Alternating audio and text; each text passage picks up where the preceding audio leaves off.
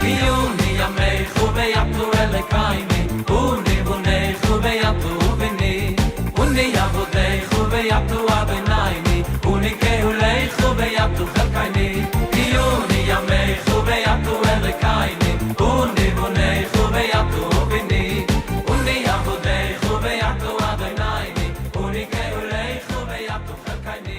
Hello everyone, this is the third in the segment of the mini Yom Tov Sheni. What does a traveler ask for in Baruch Aleinu when he goes from there to here? And ultimately in Chutz La'aretz they haven't yet started to ask for rain, but in Israel they have. So, lahalocha, what should we do?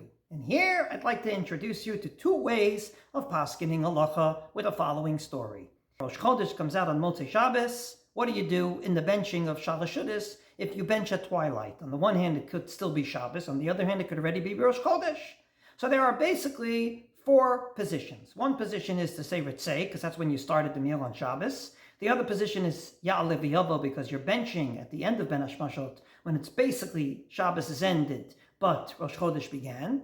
And the third position is to say both. The fourth position is to avoid the question. Just bench before sunset, and you won't have a question at all. That same model could be plugged in here.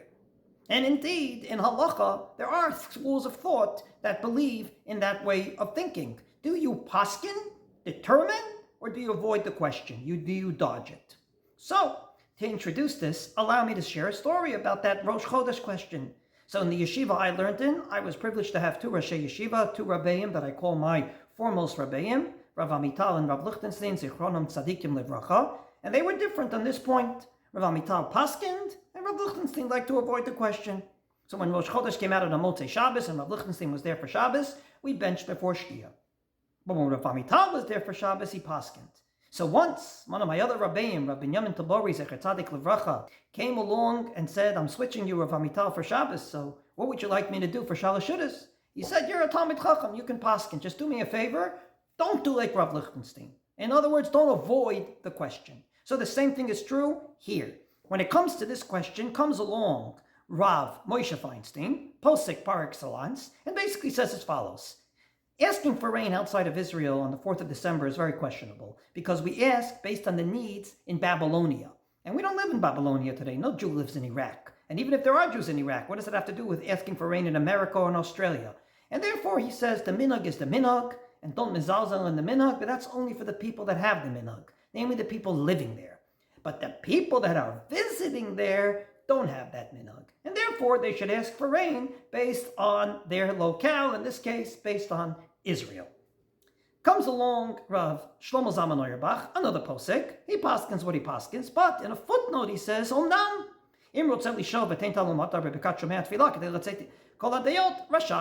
quotes the book called Yom Tov Sheni, Kihilchato, in which he says, why not avoid the question? The halacha is, if you didn't ask for Tein Talu Matar in Birkat Hashanim, you don't have to go back if you remember in Shomei Tefillah to insert it. So why not say Veten Bracha in Birkat Hashanim, and then in Shomei Tefillah say Veten Talu Matar Levracha. This way you're covered.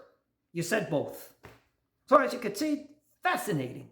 Do you determine and paskin, or do you avoid the question? You should know, however, that that solution was not globally accepted as a solution that everyone agrees to. In a word, Rav Yitzchak Silman, in his book Mishnat Shlomo, comes along and says, with due respect, you're taking a b'di'eved and making it a lechatchila. In other words, only b'di'eved, if you forgot in Birkat Hashanim to say Baruch, the proper words, then you say it in Shomei Tefillah. Here, you're making it ideal, and for weeks.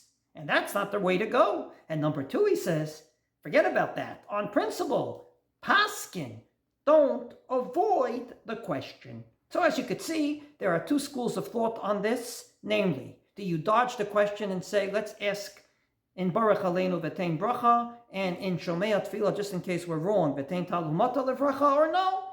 Paskin. There's two opinions. Decide what you want to do, and they're both legitimate. And in general in life, we have this question many, many times. Namely, do you paskin and determine, or no, you avoid the question by trying to be yotze all the dale. Both are legitimate, both are out there, and even on this question as well. Torah tziva lanu Moshe, Morasha kehilas Yaakov. tziva lanu Moshe Morasha Kehilas Yaakov Torah tziva lanu Moshe Morasha Kehilas Yaakov Torah tziva lanu Moshe Morasha Kehilas Yaakov